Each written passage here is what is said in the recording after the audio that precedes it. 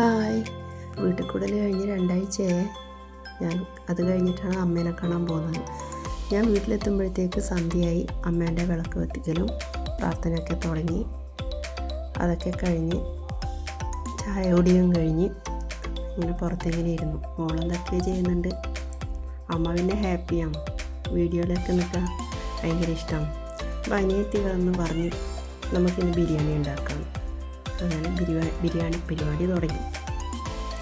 ഞാനെല്ലാം സെറ്റ് ചെയ്ത് കൊടുക്കുക വേണ്ടോ, കുക്കിംഗ് എല്ലാം അവൾ തന്നെയാണ്.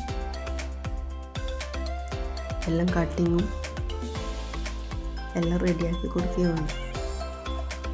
അങ്ങനെ കട്ടിങ്ങൊക്കെ കഴിഞ്ഞ് എല്ലാം റെഡിയാക്കി സെറ്റാക്കി വെച്ച് കൊടുത്തു.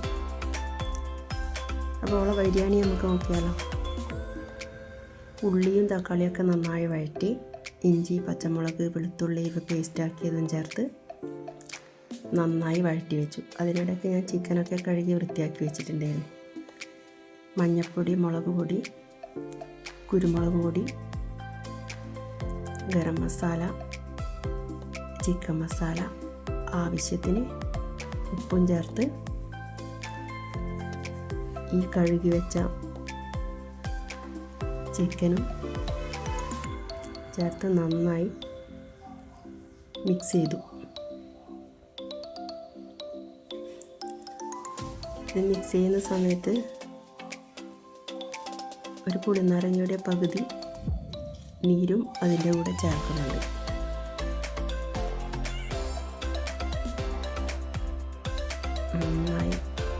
എന്നിട്ട് നന്നായിട്ട് മിക്സ് ചെയ്യാം.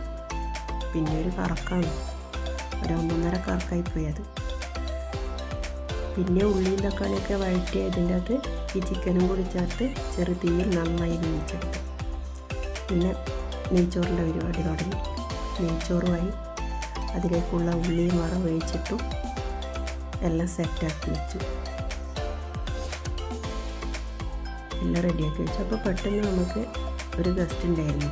അനിയത്തിൻ്റെ ഹസ്ബൻഡിൻ്റെ ഏട്ടനും ഭാര്യയും മക്കളൊക്കെ വന്നിരുന്നു.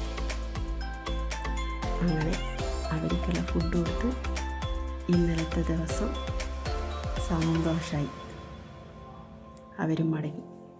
Thank you.